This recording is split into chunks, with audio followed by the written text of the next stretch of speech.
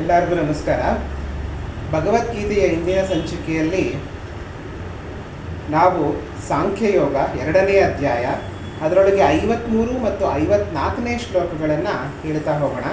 ಅದರ ಬಗ್ಗೆ ಒಂದು ಸ್ವಲ್ಪ ಅರ್ಥಗಳನ್ನು ಹೇಳೋಣ. ಹಿಂದೆ ನಾನು ಹೇಳಿದೆ,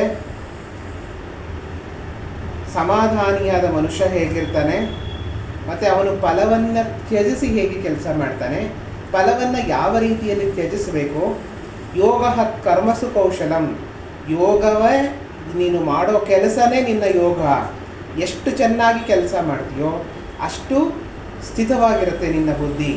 ಯಾವಾಗ ನೀನು ಕರ್ಮ ಫಲವನ್ನು ತ್ಯಜಿಸ್ಬಿಡ್ತೀಯೋ, ಕರ್ಮದ ಫಲವನ್ನು ನೀನು ಬಿಟ್ಕೊಟ್ಬಿಡ್ತೀಯೋ, ಸಮಾಜಮುಖಿಯಾಗಿ ಕೆಲಸ ಮಾಡ್ತೀಯೋ, ಆವಾಗ ಅದು ದೇವರಿಗೆ ಪ್ರಿಯವಾದ ಕೆಲಸ ಆಗುತ್ತೆ, ಅದು ಅತ್ಯುತ್ತಮವಾದ ಕೆಲಸ ಆಗುತ್ತೆ ಅಂತ ಶ್ರೀಕೃಷ್ಣ ಹಿಂದಿನ ಶ್ಲೋಕದಲ್ಲಿ ಹೇಳಿದ.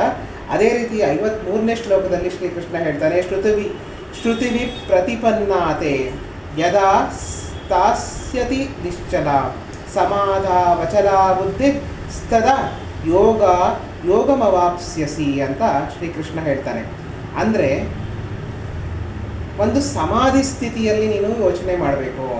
ಒಂದು ಕೊಳ ಅಥವಾ ಒಂದು ಸರೋವರ ಶಾಂತವಾಗಿರುತ್ತೆ ಅಂದರೆ ಅದರಲ್ಲಿ ನಮ್ಮ ಮುಖ ತುಂಬ ಚೆನ್ನಾಗಿ ಕಾಣಿಸ್ತಾ ಇರುತ್ತೆ. ನಮ್ಮ ಮುಖದಲ್ಲಿರುವಂಥ ಎಲ್ಲ ಲಕ್ಷಣಗಳು ಚೆನ್ನಾಗಿ ಕಾಣಿಸ್ತಾ ಇರುತ್ತೆ. ಅದೇ ಅದು ಕದಡಿ ಹೋದರೆ, ಅದೇನಾದರೂ ಅಲ್ಲಾಡೋಕ್ಕೆ ಶುರು ಮಾಡಿದ್ರೆ ನಿನ್ನ ಮುಖವೂ ಅಲ್ಲಾಡತ್ತೆ, ನಿನ್ನ ಮುಖ ಸರಿಯಾಗಿ ಕಾಣಲ್ಲ.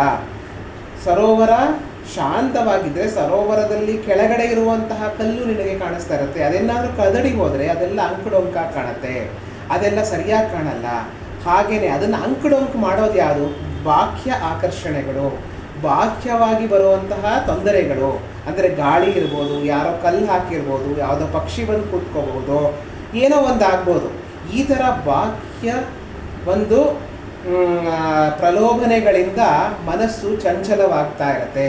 ಮನಸ್ಸು ಒಂದು ಸರೋವರ ಇದ್ದಂಗೆ, ಯಾವಾಗ ಸಮಾಧಾನವಾಗಿರುತ್ತೋ ಅದು ಎಲ್ಲ ಸರಿಯಾಗಿ ನೋಡ್ತಾ ಇರುತ್ತೆ. ಯಾವಾಗ ಆ ಸಮಾಧಾನ ವ್ಯತ್ಯಾಸಗಳಾಗುತ್ತೋ ಆವಾಗ ಆ ಒಂದು ಮನಸ್ಸು ಕದಡಿ ಹೋಗುತ್ತೆ ಅಂತ ಶ್ರುತಿ ಪ್ರತಿಪನ್ನಾತೆ.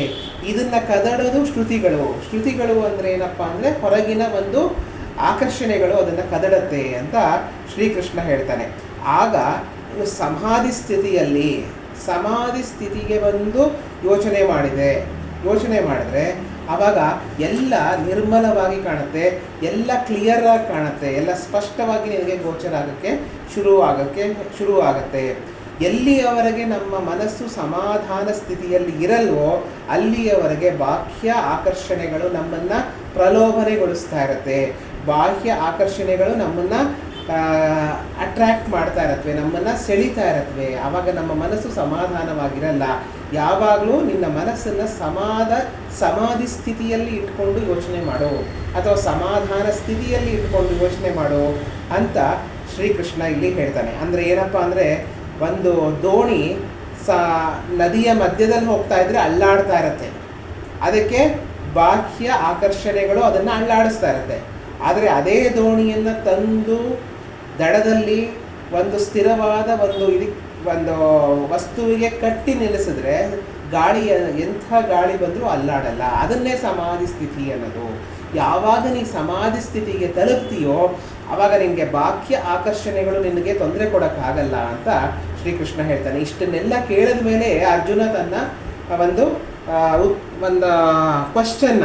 ಒಂದು ಪ್ರಶ್ನೆಯನ್ನು ಕೃಷ್ಣನ ಮುಂದೆ ಹೇಳ್ತಾನೆ.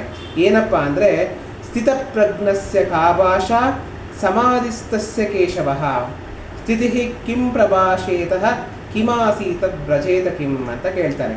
ಅಂದರೆ ಶ್ರೀಕೃಷ್ಣನ ಕೇಳ್ತಾನೆ, ಸ್ಥಿತಪ್ರಜ್ಞ ಅಂದರೆ ಯಾರು, ಅವನು ಹೆಂಗೆ ಕಾಣಿಸ್ತಾನೆ, ಅವನು ಹೇಗೆ ಇರ್ತಾನೆ, ಅವನ ಲಕ್ಷಣಗಳೇನು, ಅವನು ಹೇಗೆ ಮಾತಾಡ್ತಾನೆ, ಅವನು ಹೇಗೆ ಕುಳಿತುಕೋತಾನೆ, ಅವನು ಹೇಗೆ ನಡೆದುಕೊಳ್ತಾನೆ ಅನ್ನೋದನ್ನು ಒಂದು ಸ್ವಲ್ಪ ನನಗೆ ಹೇಳಪ್ಪ ಅಂತ ಶ್ರೀಕೃಷ್ಣ ಹೇಳ್ತಾನೆ. ಅಂದರೆ ಸ್ಥಿತಪ್ರಜ್ಞನಾದವನು ನಾವೊಂದು ಏನು ಹೇಳಬೇಕು ಅಂದರೆ, ಸ್ಥಿತಪ್ರಜ್ಞನಾದವನು ಇಂಥ ರೀತಿಯಲ್ಲಿ ನಡೀತಾನೆ.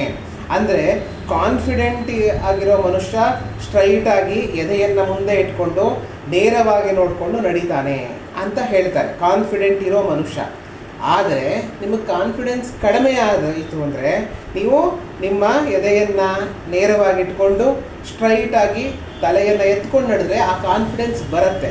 Reverse is also true, reverse engineering ಅಂತ ಕರೀತಾರೆ. ಅದನ್ನು ತಿಳ್ಕೊಳ್ಳೋಕ್ಕೆ ಅರ್ಜುನ ಇಲ್ಲಿ ಹೇಳ್ತಾ ಇದ್ದಾನೆ. ಹೇಗಿರ್ತಾನೆ ಸ್ಥಿತಪ್ರಜ್ಞನಾದವನು ಆಟೋಮೆಟಿಕಲಿ ಆ ಥರ ಇರ್ತಾನೆ. ಆದರೆ ನೀ ಆ ಥರ ಲಕ್ಷಣಗಳನ್ನು ಪಾಲಿಸಿದ್ರೆ ನೀನು ಸ್ಥಿತಪ್ರಜ್ಞನಾಗ್ತೀಯಾ ಅನ್ನೋ ದೃಷ್ಟಿಯಲ್ಲಿ ಇಲ್ಲಿ ಶ್ರೀಕೃಷ್ಣನನ್ನು ಅರ್ಜುನ ಒಂದು ಪ್ರಶ್ನೆಯನ್ನು ಕೇಳ್ತಾ ಇರ್ತಾನೆ. ಹೇಗಿರ್ತಾನೆ ಸ್ಥಿತಪ್ರಜ್ಞನಾದವನು, ಅವನ ಲಕ್ಷಣಗಳೇನು, ಅವನ ಗುಣಗಳೇನು, ಅವನು ಹೇಗೆ ನಡೀತಾನೆ, ಅವನು ಹೇಗೆ ಕೂತ್ಕೋತಾನೆ, ಅವನು ಹೇಗೆ ಯೋಚನೆ ಮಾಡ್ತಾನೆ ಅನ್ನೋದನ್ನು ನನಗೆ ಹೇಳು ಅಂತ. ಅಂದರೆ ಸ್ಥಿತಪ್ರಜ್ಞನಾದವನು ಹಾಗೆ ಯೋಚನೆ ಮಾಡ್ತಾನೆ ಅಂದರೆ ನೀವು ಈಗ ಯೋಚನೆ ಮಾಡಿದ್ರೆ ಸ್ಥಿತಪ್ರಜ್ಞನಾಗ್ತೀಯಾ ಅಂತ ಎರಡೂ ಆಗುತ್ತೆ. That is called reverse engineering ಅಂತ ಕರಿತೀವಿ. ಹೀಗೆ ಮಾಡೋಕ್ಕಾಗದೆ ಆದರೆ ಹಾಗೆ ಮಾಡಿದ್ರೆ ಇನ್ನೊಂದು ರೀತಿ ಆಗತ್ತೆ ಅನ್ನೋ ಒಂದು ಅರ್ಥದಲ್ಲಿ ಅರ್ಜುನ ಶ್ರೀಕೃಷ್ಣನನ್ನು ಈ ಪ್ರಶ್ನೆಯನ್ನು ಕೇಳ್ತಾ ಇದ್ದಾನೆ. ಅವನ ಲಕ್ಷಣಗಳನ್ನು, ಅವನ ಗುಣಲಕ್ಷಣಗಳನ್ನು ಹೇಳು ಅಂತ ಕೇಳ್ತಾ ಇದ್ದಾನೆ.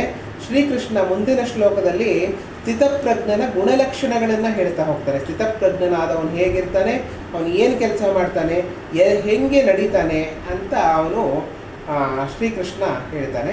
ಇದು ಇಲ್ಲಿಗೆ ಸಾಕು. ಮುಂದಿನ ಶ್ಲೋಕವನ್ನು ಮುಂದಿನ ಸಂಚಿಕೆಯಲ್ಲಿ ತೆಗೆದುಕೊಳ್ಳೋಣ. ಎಲ್ಲರಿಗೂ ನಮಸ್ಕಾರ.